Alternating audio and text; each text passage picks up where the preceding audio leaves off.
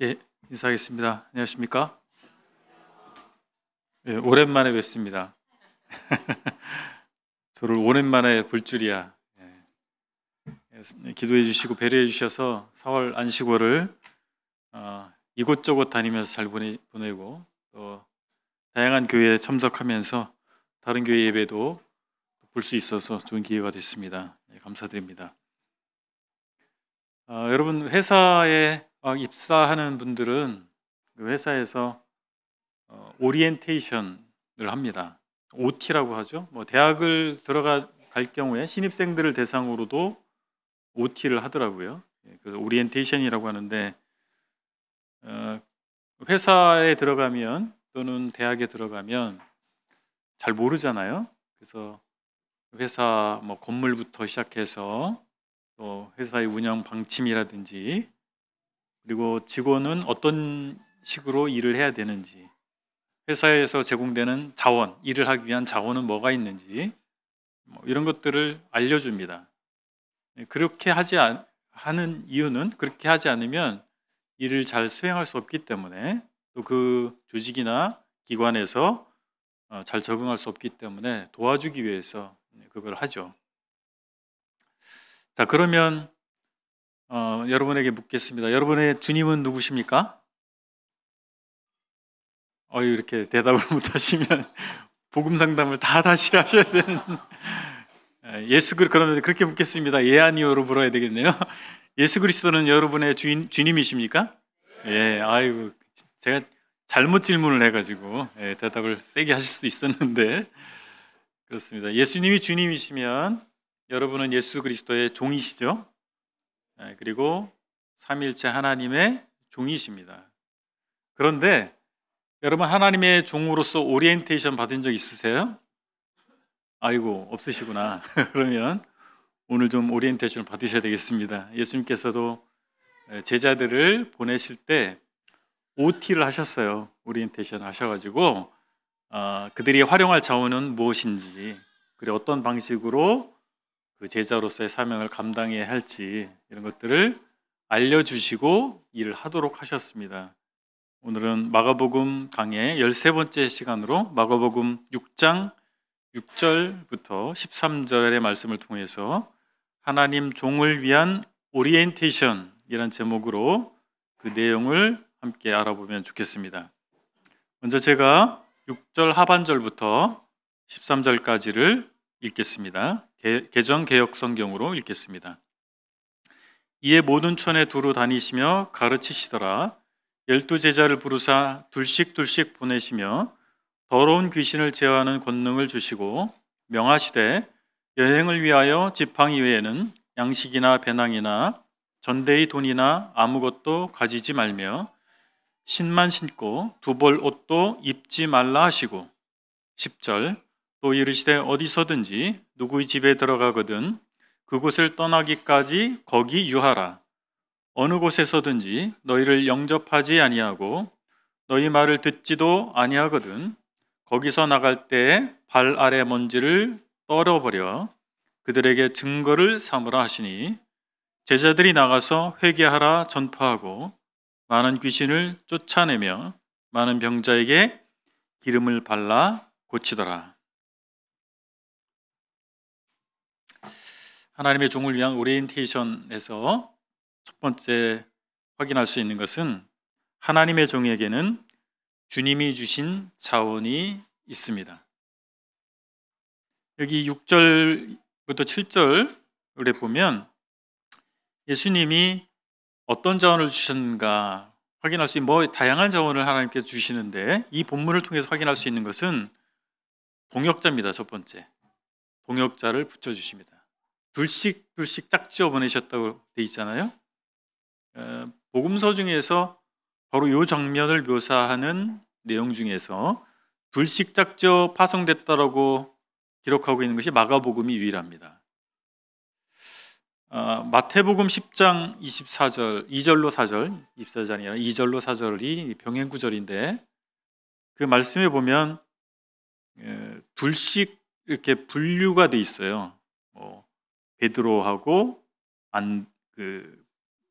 그다음에 그 안드레 그다음에 야고보와 요한, 빌립과 바돌로메, 도마와 마테, 야고보와 알페오의 아들 야고보와 다데오, 가나안인 시몬과 가롯 유다. 이런 식으로 마태복음에도 약간 비슷하게 이렇게 2명씩 그룹을 지어서 총 6개 그룹으로 분류하고 있는 것을 보면 아마 마가의 기록이 잘못된 건 아니라고 하는 것을 알 수가 있겠습니다. 우리가 확인할 수 있는 것은 둘씩 짝져 보냈다라고 하는 거예요. 분명한 것은 왜 예수님께서 제자들을 보낼 때 짝져 보냈을까라고 하는 겁니다. 혼자 가면 외로울 수 있잖아요. 그래, 어려움을 만나면 의기소침할 수도 있고, 둘씩 짝지으면 서로 용기를 북돋아 줄 수가 있고 의지가 되지 않겠는가 싶습니다. 그리고 또 그 증인의 요건에 있어서 2사람의 증인이 필요합니다. 이스라엘 백성에게 하나님께서 증인, 어떤 일을 증언하는 사람으로서의 역할을 할 때 복수의 증인을 요구하도록 하셨거든요. 그래서 그들이 증거하는 메시지가 신빙성을 확보해 주는 차원에서 2명씩 짝지어 보내지 않았을까 생각합니다. 이처럼 하나님께서 우리에게 동역자라고 하는 자원을 주시는 겁니다. 하나님의 종이라고 하는 공통점이 동역자 간에 있습니다. 그런데 다른 점도 많아요. 여러분 옆에 앉아 계신 분이 아마 그분일 수 있어요. 하나님 짝져 주신 동역자일 수 있어요. 같나요? 다르나요? 일단 부부 하면은 성별이 다르고 성향도 다르고 기질도 다르고 문화도 다릅니다. 오늘 결혼한다고 인사 온 커플도 있는데 갈 길이 만만치 않을 겁니다. 아니 뭐 축복을 못 해줄 망정 이게 무슨. 저도 결혼한 지 30년 가까이가 되는데 여전히 갈 길이 멀어요. 서로 다른 부분이 많이 있는 거예요. 가장 가까운 동역자일수록 차이를 많이 느낍니다. 조금 거리가 멀수록 좋아 보여요. 근데 가까울수록 쉽지 않습니다. 만만치 않습니다. 서로가. 그런데 이 동역자의 관계는 다르기 때문에 좋은 것일 수 있습니다. 가장 중요한 것은 같습니다. 우리 하나님의 종이라고 하는 측면, 하나님 나라를 위해서 헌신하는 사람들이라고 하는 가장 중요한 것은 같습니다. 그런데 기질과 성향, 또 관점 이런 면에서 다르죠. 그것이 바로 우리를 위해서 하나님께서 고안한 장치일 수 있다라고 하는 것입니다. 서로 다르다라고 하는 것이. 왜냐하면 시너지를 줄 뿐만 아니라 보완할 수 있기 때문에 그렇습니다. 한쪽의 사람, 하나의 성향만 가지고 있는 사람, 한 가지 관점만 있다면 균형을 맞추기가 어려울 것입니다.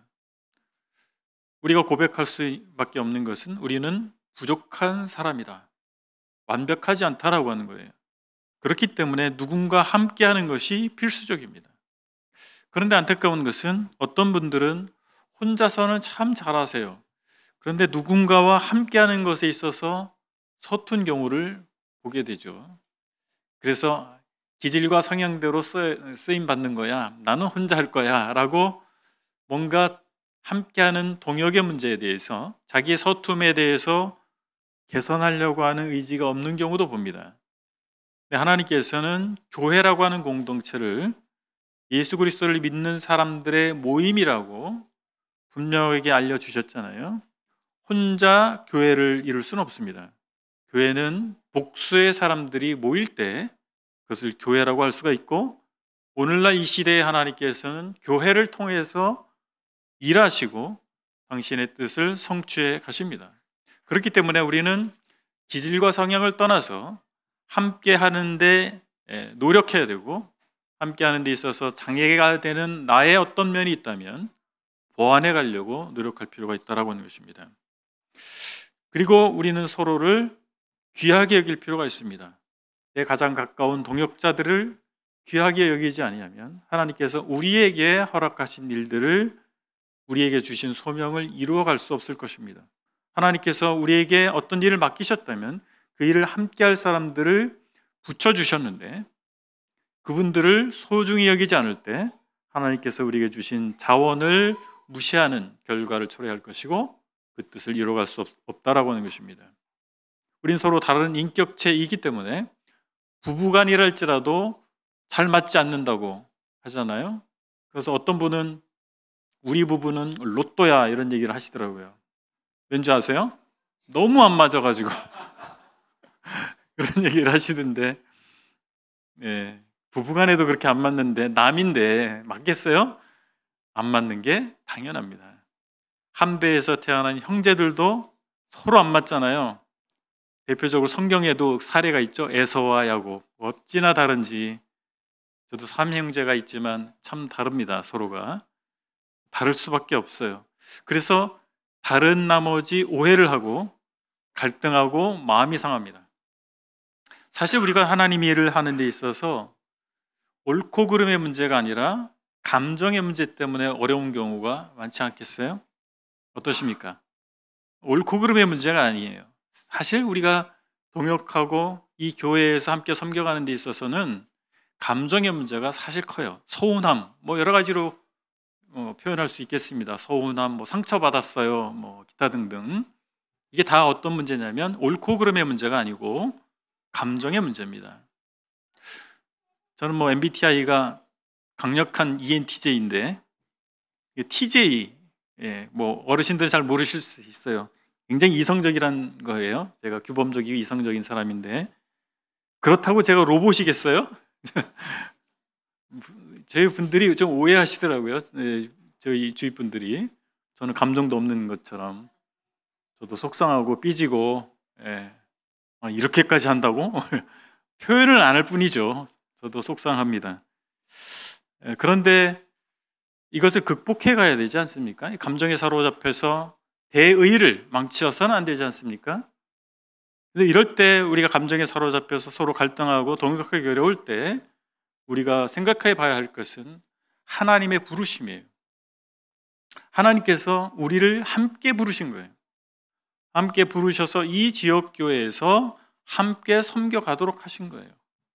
하나님께서 부르셔서 부부가 되게 하신 거예요. 하나님께서 한 배에서 태어나게 하신 거예요. 하나님께서 한 팀이 되도록 하신 거예요. 나는 알 수 없지만 그 사람이 나에게 필요했기 때문에 하나님 붙여주시지 않았겠습니까? 하나님은 전지전능하신 분이십니다. 계획이 있으세요.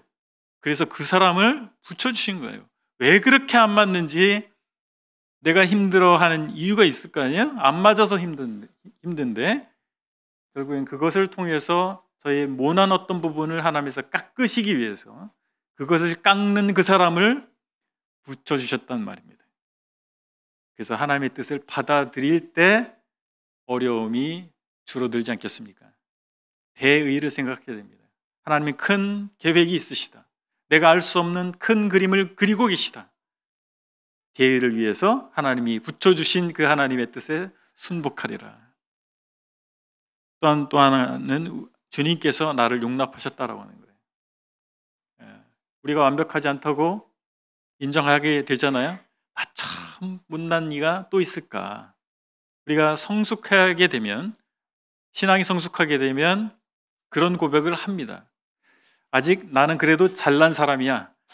나 정도만 섬기라고 그래. 이렇게 생각하는 사람일수록 아직 미성숙한 거죠. 성숙할수록 나는 참 모난 사람이구나. 난 부족한 사람이구나. 이런 고백을 하게 되죠. 그래서 우리가 우리를 용납하신 하나님, 나를 받으신 그 하나님을 생각하면 나보다 그 사람이 그래도 낫지, 이런 생각을 할 수가 있고 그 사람을 받을 수 있는 마음이 생길 수 있지 않겠습니까? 베드로 사도가 사랑은 허다한 죄를 덮는다고 베드로전서 4장 8절에서 말하고 있듯이 우리가 예수 그리스도를 사랑을 받은 사람으로서 내가 나와 안 맞는, 나보다 못한 게 아니고 나보다 좀 원하는 것이 있을 수 있으나 나랑 안 맞는 그 사람을 용납할 수 있지 않겠습니까? 평생 나에게 딱 맞는 사람을 못 만날 수도 있어요. 그 가운데서 주님 나라 갈 수도 있습니다. 딱 맞는 사람 찾다가 평생을 허비하지 마시고 이미 하나님이 붙여주신 그 사람이 나에게 정말 필요한 사람일 수 있다는 사실을 생각하시고 하나님이 그 사람을 사용하셔서 하나님의 일을 되게 하시려고 하신다라고 하는 것을 기억하시기 바랍니다. 두 번째는 능력이라고 하는 자원입니다. 주님께서 제자들에게 능력을 주셔서 권능을 주시고 보내시잖아요. 여기 이 권세 또는 능력, 권리와 능력 이렇게 말할 수 있는 단어를 사용했는데 악한 영의 세력을 이길 수 있는 힘이라고 표현해주고 있습니다. 귀신을 쫓아낼 수 있는 힘. 이것은 바로 그들이 전하려고 하는 메시지가 하나님으로부터 왔다는 사실을 알려주는 지표와 같은 것입니다. 귀신을 쫓아내는 그 자체가 목적이 아니고 그들이 전하는 메시지가 바로 하나님으로부터 왔다는 사실을, 바로 하나님 나라의 소식을 전하는 것이라고 하는 것을 알려주는 것입니다. 만약 저와 여러분들이 하나님 나라의 확장을 위해서 일한다 할 것 같으면 우리는 하나님의 반대편에 있는, 하나님의 나라의 반대편에 있는 세력을 만나게 될 것입니다. 그들의 저항을 직면하게 될 것입니다. 악한 영의 역사는 다양한 측면에서 나타나는데 성경 시대에는 귀신 들림과 질병의 형태로 많이 나타났어요. 그래서 예수님께서 제자들을 보낼 때 귀신을 쫓아낼 수 있는 축기와 병을 고치는 능력을 동반되도록 하셨습니다. 세월이 지나서 오늘날에는 어떤 형태로 나타날까요? 오늘날에도 물론 귀신 들리거나 또 질병이라고 하는 것을 통해서 하나님의 나라를 확장하는 일에 저항할 수도 있겠습니다. 그러나 사탄은 이제 세월이 가면서 더욱 교묘해져서 아주 용이 주도해져서 그것이 악한 영의 역사인 줄 모르는 가운데에서 하나님 나라를 확장하는 일에 저항하고 있다는 사실을 우리가 명심해야 됩니다. 광명한 천사의 모습으로 다가옵니다. 우리에게 평안을 주는 것처럼 다가옵니다. 우리에게 만족을 주는 것처럼 다가옵니다. 그러나 그 방법을 통해서 우리가 하나님 나라를 위해서 충성하지 못하게 하는 것이죠. 하나님 나라의 확장에 관심이 없게 하는 것, 그 모든 것들의 배후에 악한 영의 역사가 있다는 사실을 생각해 봐야 됩니다. 그래서 오늘날 이 시대에는 분별력이 중요합니다. 해석의 능력이 중요합니다. 상황과 어떤 세력의 배후에 무엇이 있는가를 분별할 수 있는 능력, 그 상황을 해석할 수 있는 능력이 무엇보다 중요합니다.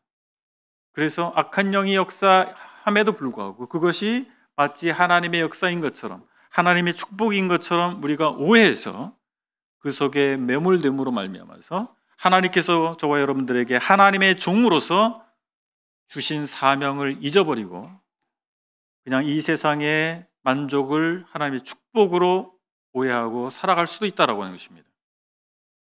우리는 하나님의 일을 도전할수록 악한 영의 세력과 맞서 싸울 수밖에 없다는 사실을 명심해야 됩니다.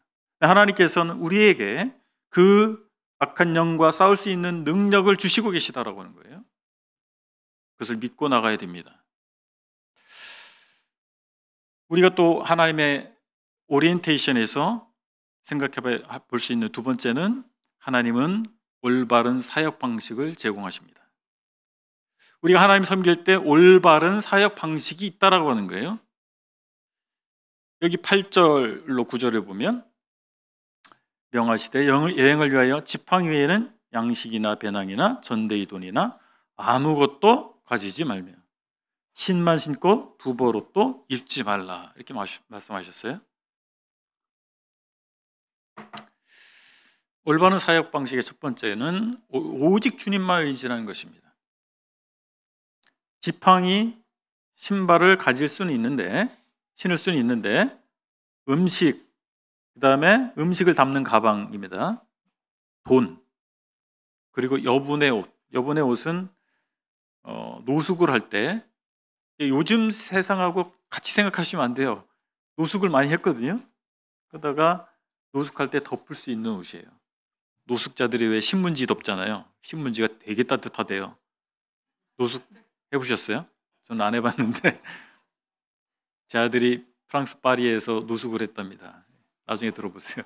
우산으로 이렇게 바람을 가렸다고 하는데, 네, 그렇습니다. 그래서 그렇게 덮는 여분의 옷을 얘기하는 것인데, 여기서 또 여러 가지 그 논란이 올 수 있는 것이, 같은 병행 구절인 마태복음과 누가복음에서는 좀 다르게 얘기하고 있어요. 마태복음 10장 9절 10절에서는 지팡이와 신발도 가지지 마라, 그렇게 말씀하시고, 누가복음 9장 3절에서는 지팡이를 가지지 마라, 또 이렇게 말씀하셨어요. 마가복음의 기록과 좀 차이가 있는 것으로 보이잖아요.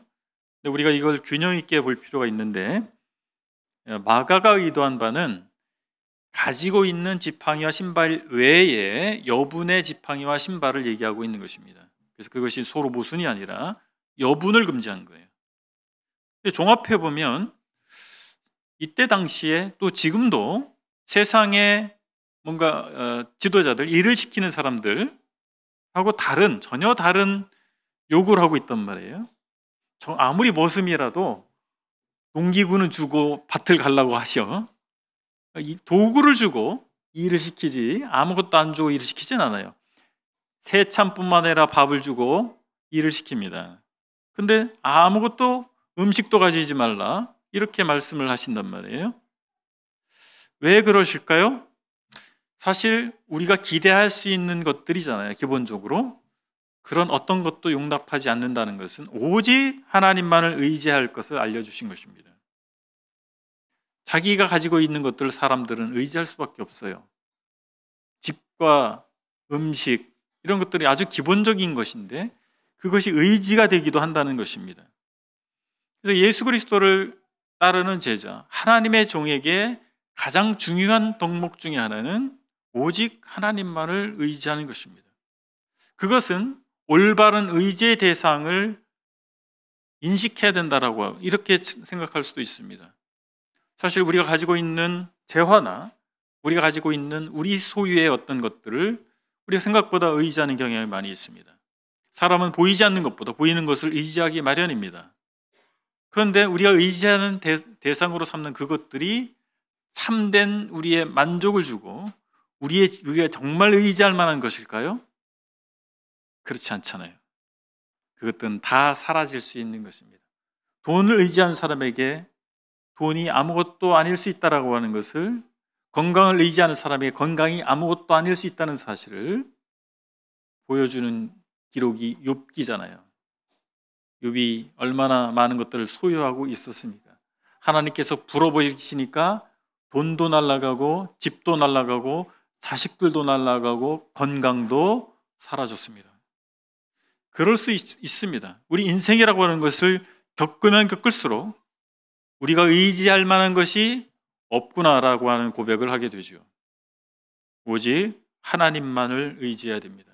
우리가 믿음으로 도전하고 말씀에 순종하는 데 있어서 우리가 의지할 만한 것이라고 생각하는 그것들이 장애가 될 수 있다고 하는 것입니다. 좋은 직업, 안정적인 수입, 좋은 인간관계, 내가 기뻐할 만한 어떤 것들, 가족들, 자녀들, 심지어 배우자까지도 우리가 하나님의 종으로서 섬기는 데 장애가 될 수도 있다라고 하는 것입니다. 왜냐하면 우리가 하나님보다 그런 것들을 더 의지하게 된다면 오히려 그것이 우리에게 장애가 될 수 있다라고 하는 것입니다. 그래서 온전히 하나님을 의지할 때 하나님의 종으로서 자유롭게 그 사역을 할 수 있기 때문에 주님께서 그렇게 요구하고 계십니다. 하나님께서는 광야의 길을 내시는 분이십니다. 광야 체험이 그래서 필요합니다. 저는 이스라엘 요르단 방문했을 때 광야 체험을 했습니다. 광야를 걸어봤어요. 사방이 다 똑같아요. 어디가 남쪽인지 어디가 북쪽인지 알 수가 없습니다. 길은 당연히 없어요. 걸어가면 거기가 길이에요. 근데 그 길이 맞는 길인지 사는 길인지 죽는 길인지 알 길이 없어요. 하나님께서 이스라엘을 애굽에서 건져내시고 불러내시고 광야길을 걷게 하셨어요. 하나님이 인도하신 것입니다.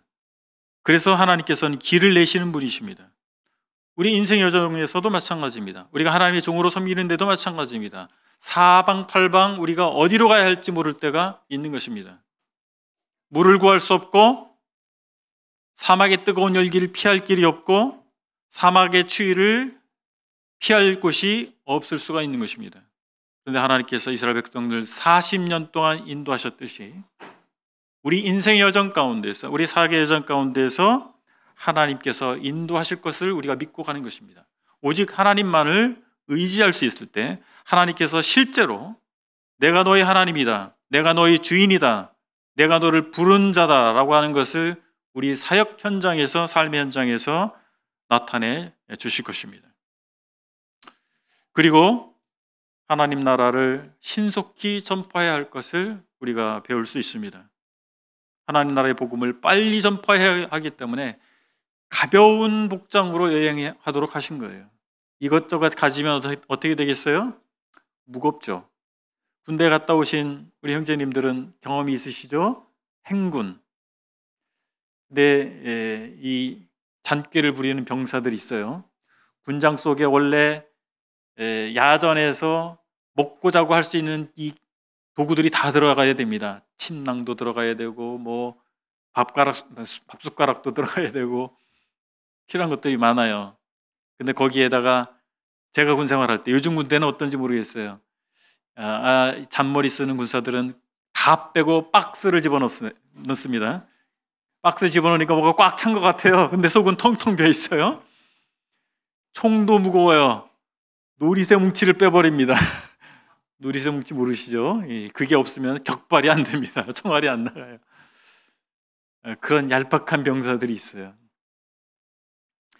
무슨 말씀을 드리고자 하냐면, 먼 길을 가려고 하면 짐이 가벼워야 돼요.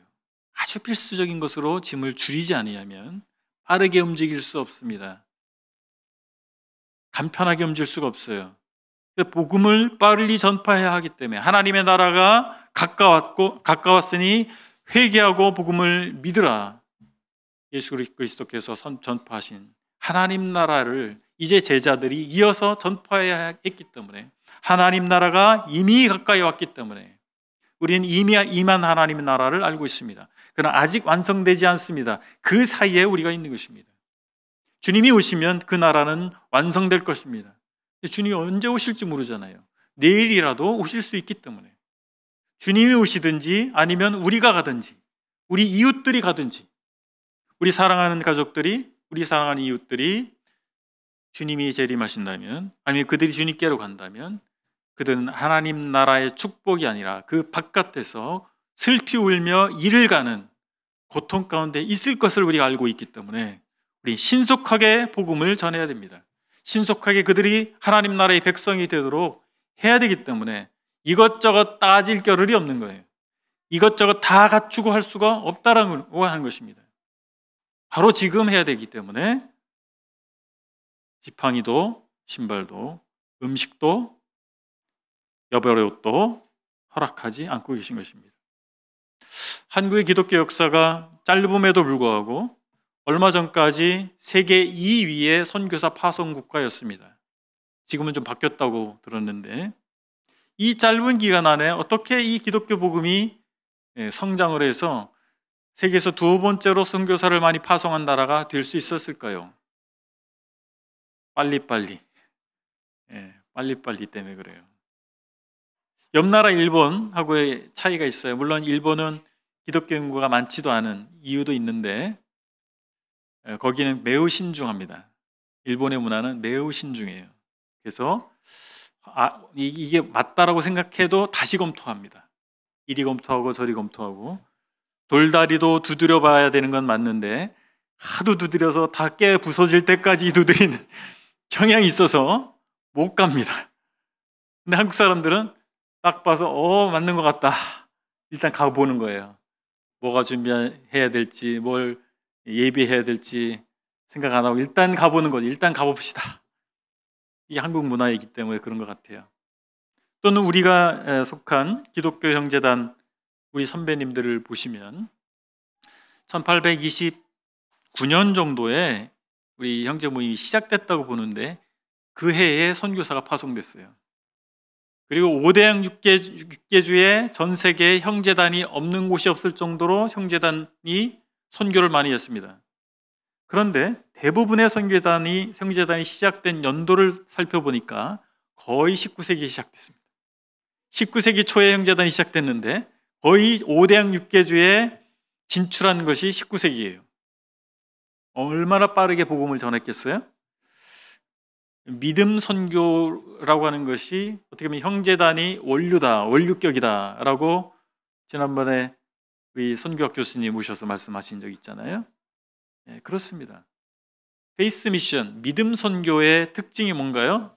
그냥 주님만 바라보고 가는 거예요. 이것저것 다 준비해서 가는 것이 아니라 주님께서 부르셨다면, 주님께서 가라고 하셨다면 주님께서 알아서 하시겠지. 우리 예수님께서 제자들을 보낼 때 보내셨던 이 모습과 매우 흡사한 모습을 우리가 보고 있는 것입니다. 하나님 나라의 전파는 신중함도 필요해요.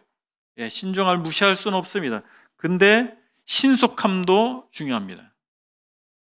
우리가 이리저리 계산만 해서는 어떤 일도 이루어질 수 없어요. 행하기 위해 계산은 필요합니다. 그런데 계산만 하고 있다면, 그리고 그러기 때문에 행함을 하지 못한다면, 액션을 취하지 못한다면 어떤 일도 이루어지지 않습니다.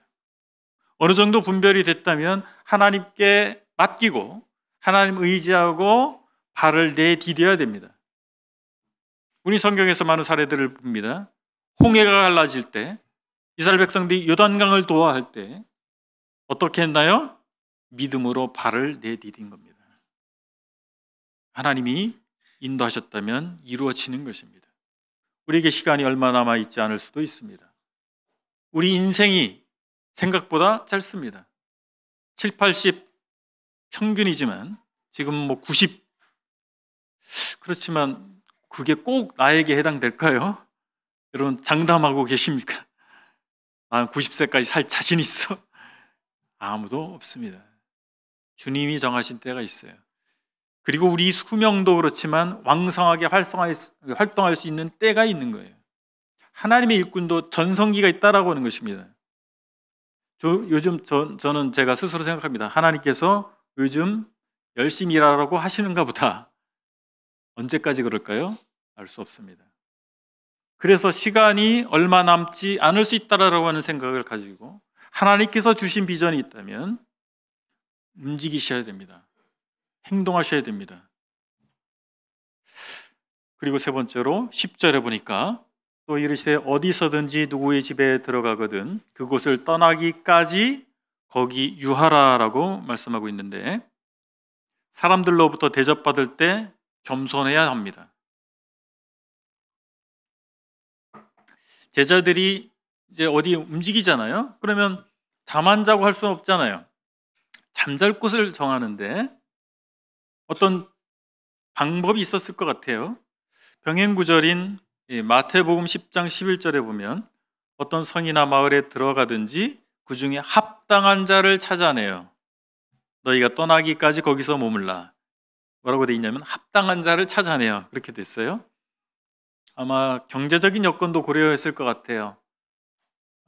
이 밥도 못 먹는 집에 가서 묵으면 어떻게 되겠어요? 그래서 뭔가 손님을 대접할 수 있을 만한 경제적 여건도 고려했을 것 같고, 무엇보다 중요한 것은 그들이 복음 전하는 활동을 지지하는 사람들이 집에 머물렀을 것 같습니다.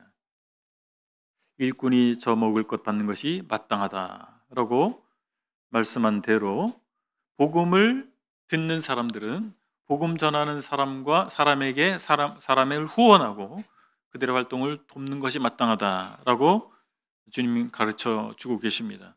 어쨌든 그렇게 해서 복음의 호의적인 지배, 그리고 감당할 수 있는 지배 거처를 정하면 떠날 때까지 이리저리 움직이지 말고 그 집에 머물러라 이렇게 말씀하신 거예요.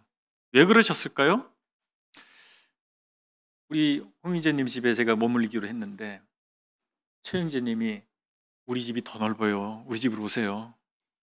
그러면 그러니까 여기는 뭐 화장실도 딸려 있고 침대도 아주 좋고 저 집으로 가야 되겠다. 옮기면 어떻게 되겠어요? 홍영재님이 마음이 상하시겠죠. 그렇지 않겠어요? 뭐 그런 거죠. 서로 간에 그런 괜한 마음이 어려울 수도 있죠. 그리고 더 중요한 것은 무엇이냐면 환대나 접대를 당연시하거나 그것이 목적이 될 가능성을 차단해야 됩니다. 그리스도인들이 또 하나님의 종이 성도들에 의해서 대접받을 수 있는 그 하나님께서 그렇게 가르치신 거예요. 주님께서 그렇게 가르치신 거예요. 아름다운 모습입니다. 그런데 그것을 당연시하거나 대접을 받고자 하거나 그래서야 되겠는가라고 하는 거예요. 이 기독교가 이 발전한 나라들에서 발생할 수 있는 모습들입니다. 여러 가지 이야기들을 저도 들어요. 우리 교회에 속한 얘기는 아니지만 하나님께서 당신의 종들을 환대하는 이들을 통해서 그들의 사역을 지원하시는 것은 맞습니다. 그러나 하나님의 종들은 환대와 후원을 당연시하거나 더 주는 환대 또는 후원을 기대해서는 안 됩니다. 우리는 믿음 선교, 아까 페이스 미션을 말씀드렸잖아요. 우리 형제단의 아주 중요한 특징 중에 하나가 하나님 바라보고 가는 거예요. 사람의 도움을 기대하지 않는 문화를 가지고 있습니다. 저는 훌륭한 것이라고 생각해요. 그런데 어느샌가 모르게 그런 것들을 요구하고 그런 것들을 당연시 여기는, 제가 구체적으로 말씀드리지 않겠지만 느낌이 오시죠? 그런 것이 맞는가라고 하는 거예요. 더 좋은 환대, 자꾸 후원을 이끌어내려고 하는 방식들, 취하는 방식들에 대해서 다시 생각해 봐야 됩니다. 하나님의 종이라고 하는 분들이 이런 측면에서 실패해서 하나님의 종으로서의 명예를 잃어버리고 더 나아가서 하나님 나라의 명예를 실추시키고 후원자들을 실망시킬 수 있습니다. 후원자들의 후원에 겸손한 태도로 감사할 수 있어야 됩니다. 하나님의 종은 대접받고자, 영광받고자 일하는 자들이 아닙니다. 고난을 무릅쓰는 사람들이어야 됩니다. 오직 하나님께서 공급하심을 기대하고 인간적인 장치들을 지나치게 의지하지 않아야 됩니다. 그것들이 필요 없다는 것이 아닙니다. 여러 가지 우리가 공유하고 소식을 공유하고 계좌번호도 공유하고 할 필요도 있어요. 너무 몰라서 못할 수도 있으니까. 그런데 우리가 반드시 명심해야 할 것은 주객이 전도될 수 있다라고 하는 것입니다. 하나님의 종이 명목상은 하나님의 종인데 왕처럼 군림하고 풍요를 누리는 사람이 될 수도 있다. 그러지 말아야 됩니다. 네 번째로 11절에 보시면 어느 곳에서든지 너희를 영접하지 아니하고 너희 말을 듣지도 아니하거든 거기서 나갈 때 발 아래 먼지를 떨어버려 그들에게 증거를 삼으라 하시니. 하나님의 종은 거부당할 때 당당해야 됩니다. 뭐라고요? 당당해야 돼요. 제자들은 배척을 당할 것을 예견해야 했습니다. 주님께서 그렇게 알려주셨어요. 호의를 베풀지 않거나 그들의 메시지를 듣지 않는 사람들이 있기 마련입니다. 그러면 거기를 떠나서 발에서 먼지를 털어버려라. 당시 유대인들의 문화에서는 이방 지역을 여행하고 다시 유대인 지역으로 들어올 때 옷의 먼지와 발의 먼지를 털어버리도록 돼 있었어요. 이방인들은 하나님 믿지 않는 오염된 사람들이라고 본 거예요. 그것을 그렇게 행동으로 보여주는 거예요. 이런 관습이 있었어요. 그것을 활용해서 주님 말씀하신 겁니다. 예수 그리스도의 하나님의 나라를, 예수 그리스도의 메시지를 전파하는 것을 거부하는 사람들은 하나님의 메시지를 거부하는 것이고 하나님을 거부하는 거예요. 그래서 그들에게 분명한 의사표시를 해줘라라고 하는 거죠. 당신이 오늘 거부하는 것이 어떤 의미가 있는지를 알려주라는 거예요. 구걸하지 말고 당당하게 손 털고 나와라 라고 말씀하시는 것입니다.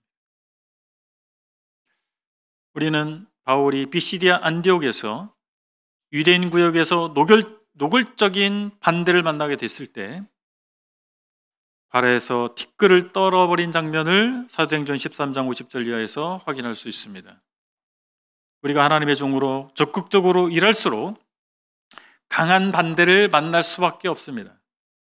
왜냐하면 이 세상은 우리 주님을 십자가에 못 박은 세상입니다. 그래서 우리가 예수 그리스도를 전하는 삶을 산다면, 예수 그리스도의 종으로서, 하나님의 종으로서 적극적으로 살수록 우린 세상에서 반대를 직면할 수밖에 없습니다. 그래서 마음의 준비가 필요합니다. 근데 마음의 준비를 하라고 했더니 소심해져가지고 겁을 내서 되겠어요? 그러라고 마음의 준비를 하라고 한 게 아닙니다.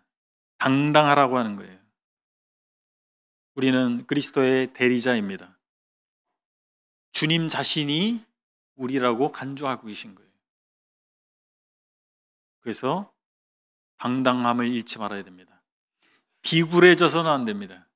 우리를 반대하는 것에 대해서, 우리가 반대받는 것에 대해서 비굴해져서는 안 됩니다.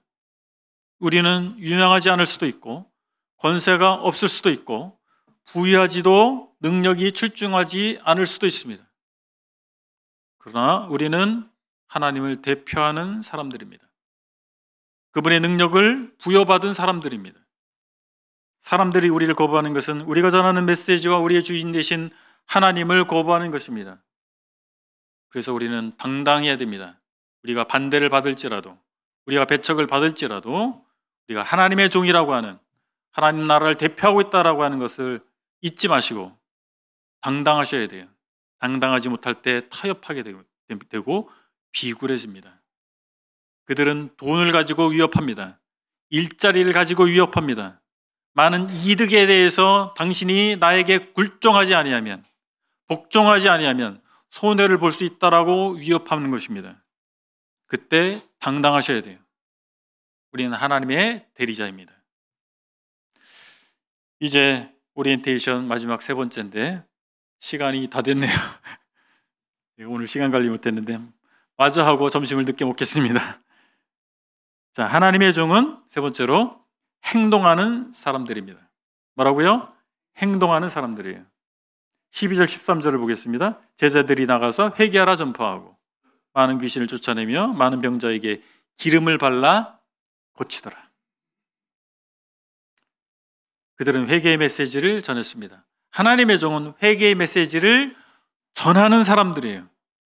회개의 메시지를 논하는 사람들이 아니라, 사색하는 사람들이 아니라 전하는 사람입니다. 아멘? 전하는 거예요. 행동하는 것입니다. 전파하는 것은 무엇입니까? 추상적인 사색이 아니에요. 가서 입을 열어서 말하는 거예요. 가야죠. 그리고 말을 해야죠. 복음을 외치는 것입니다. 복음을 계산하는 게 아니에요. 복음을 논하는 게 아닙니다. 생각만 하는 게 아닙니다. 가서 전하는 거예요. 회개하라 라고 하는 메시지를 좋아할 사람이 누가 있을까요? 복 받아라 이런 좋아할걸요? 행복하세요, 부자 되세요, 이거 좋아합니다. 근데 회개하라, 독사 이 자식들아 누가 좋아해? 그러니까 안 하는 거예요. 안 하든지 못하든지. 복음에 대한 논의는 많이 합니다. 구원론에 어떻고 성화가 어떻고 칭의를 논할 수는 있어요. 그런데 말하지 않아요. 하나님의 종은 사람들이 듣고 싶어하는 메시지를 전하는 자들이 아니라 그들이 반드시 들어야 하는 메시지를 전하는 사람이에요. 불신 세상의 사람들은 자신들이 기대하는 복을 줄 것 같은 메시지, 그들의 욕구를 정당화시켜줄 메시지를 원하고 있습니다. 그러나 불신 세상에 속한 이들이 반드시 들어야 할 메시지는 무엇입니까? 회개하라. 회개를 촉구하는 메시지입니다. 누구도 자기가 듣기 싫어하는 말을 하는 이들을 좋아하지 않습니다. 그러나 하나님의 종은 하나님의 호의나 그들로부터 받는 사람들의 호의나 그들로부터 받는 영광이 아니라 하나님이 주신 사명을 따르는 사람들이어야 됩니다. 이것이 결국 그들에게 기쁜 소식이 됩니다. 그들을 위하는 소식이 되는 것입니다. 그들에게 참된 복이 되는 소식 아니겠습니까? 바울은 갈라디아서에서 이렇게 말씀했습니다. 이제 내가 사람들에게 좋게 하랴, 하나님께 좋게 하랴. 사람들에게 기쁨을 구하랴. 내가 지금까지 사람들의 기쁨을 구하였다면 그리스도의 종이 아니니라. 그리고 우리는 하나님 나라의 능력을 나타내는 사람들입니다. 제자들은 귀신들을 쫓아내고 많은 병자에게 기름을 발라 고침으로써 하나님의 나라가 임했다는 사실을 가시적으로 보여줬습니다. 그들이 행하는 것, 그것은 바로 하나님으로부터 왔다. 더불어 그들이 전하는 메시지가 하나님으로부터 왔다라고 하는 것을 지표로서 보여준 사건이 귀신을 쫓아내고 병자를 고치는 것이었습니다. 성령께서 그들을 강하게 하신 거예요. 그들은 별 볼 일 없는 사람들일 수 있었습니다. 그러나 성령께서 그들을 강하게 하신 것입니다. 바로 고린도 성도들에게 하나님의 나라는 말에 있지 아니하고 오직 능력에 있음이라 라고 도전했습니다. 우리는 사역의 현장에서, 우리 삶의 현장에서 하나님의 권능이, 하나님의 능력이 나타나야 됩니다. 자, 형제자매 여러분, 여러분의 사역 현장에서, 삶의 현장에서 하나님의 능력이 나타나고 있습니까? 혹시 말잔치만 하고 있지 않습니까? 거룩한 것, 아름다운 것, 하나님적인 것, 성경적인 것을 혹시 말로만 하고 있지 않습니까? 아니면 그것이 능력이 돼서 여러분의 삶 가운데서 복음이 나타나고 구령의 역사가 나타나고 경건한 삶의 모습이, 능력이 나타나고 있습니까? 우리는 하나님의 능력을 체험한 간증이 있습니까? 그냥 세상 사람들이 추구하는 방식 그대로 우리도 계산하고 가고 이론 쪽으로 가고 있습니까? 아니면 세상의 안락한 삶을 추구하고 있습니까? 아니면 하나님 나라를 위해서 도전하는 사람들입니까? 기독교 신앙은 철학적 사색이 아니라 하나님의 사랑과 역사를 실제로 체험하는 것에 있습니다. 예수 그리스도를 믿은 사람들은 그들의 삶 가운데서 그리스도께서 임하심으로 말미암아 능력이 나타났습니다. 삭개오를 보십시오. 그가 세리로서 얻은 모든 재물에 대해서 나는 다 이 재물을 이웃에게 나눠주겠습니다. 내가 도색한 것이 있으면 4배를 갚겠습니다. 무엇이 능력입니까? 그런 것이 능력이죠. 돌아서는 것입니다. 우리의 세계관이 바뀌는 것입니다. 내가 추구했던, 하나님 믿지 않는 삶 가운데서 추구했던 그 모든 것으로부터 돌아서는 것입니다. 우리가 믿음으로 살 때 그 믿음이 산을 옮깁니다. 주님 약속하셨어요. 이르시되 너희 믿음이 작은 까닭이니라. 진실로 너에게 이르노니 만일 너에게 믿음이 겨자씨 한 알만큼만 있어도 이 산을 명하여 여기서 저기로 옮겨지라 하면 옮겨질 것이요 또 너희가 못할 것이 없으리라. 아멘. 우리가 믿음이 부족해서입니다. 우리가 계산하지 못해서가 아닙니다. 믿음이 부족해서입니다. 우리에게 말씀이 없어서가 아닙니다. 믿음이 부족해서입니다. 우리가 돈이 없어서가 아닙니다. 우리가 힘이 없어서가 아닙니다. 믿음이 부족해서입니다. 주님은 대단한 많은 믿음을 요구하지 않습니다. 겨자씨 한 알만한 믿음을 요구하십니다. 그 정도면 충분하십니다. 왜냐하면 그 믿음의 대상이, 우리의 믿음의 대상이 전지전능하신 우주의 왕이시기 때문에, 무에서 유를 창조하신 하나님이시기 때문에, 우리를 위해서 아들을 버리기를 선택하신 분이기 때문에, 생명을 내어놓으신 분이시기 때문에 우리에겐 다른 것이 필요한 것이 아니라 믿음이 필요합니다. 오늘 교훈을 정리해 보겠습니다. 우리는 하나님의 종으로서 분명한 소명의식과 함께 하나님께서 붙여주신 동역자들과 잘 동역해야 합니다.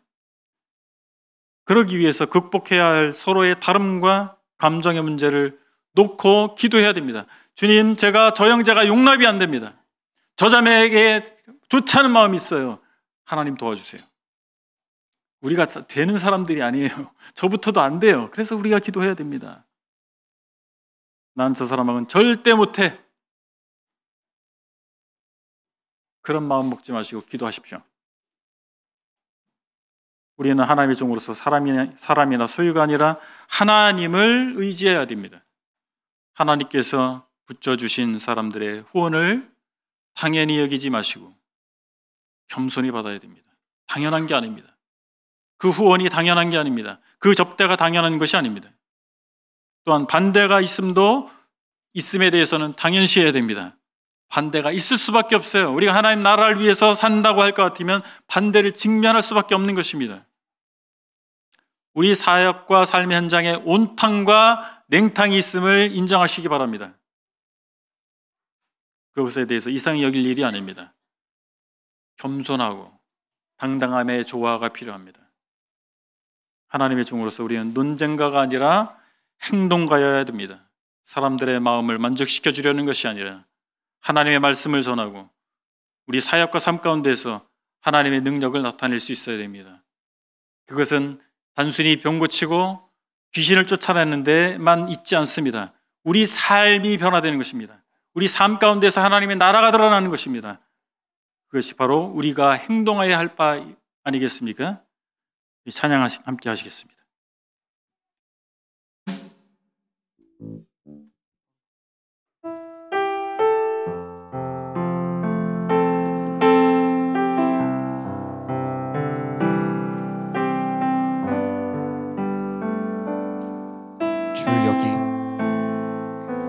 주 여기 운행하시네. 주 경배해, 주 경배해. 주 여기 역사하시네. 주 경배해, 주 경배해. 세계를 만드시는 분, 세계를 만드시는 큰 기적을 행하시는 분, 그는 우리 하나님. 약속을 지키시는 분, 어둠 속을 밝히시는 분, 그는 우리 하나님. 그는 하나님, 그는 하나님, 그는 하나님, 그는 하나님, 그는 하나님. 주 우리 마음 만지네. 주 우리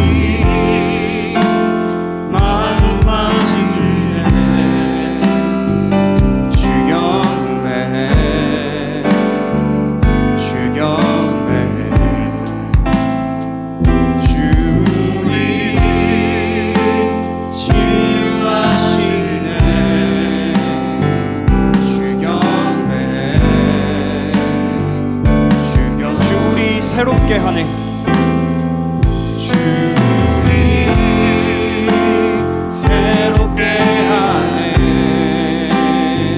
주 경배해, 주 경배해. 주 우리 회복시키네. 주 경배해, 주 세기를 만드시는 분, 세기를 만드시는 기적을 행하시는 분, 그는 우리 하나님. 약속을